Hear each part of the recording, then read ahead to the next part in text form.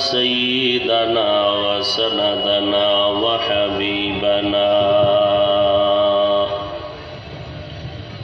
وحبيب ربنا وطبيبنا وطبيب قلوبنا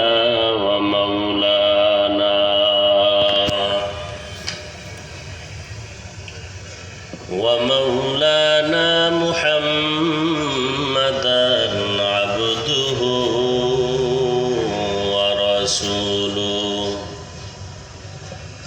صلى الله تعالى عليه وعلى آله وأصحابه وبارك وسلم تسليما كثيرا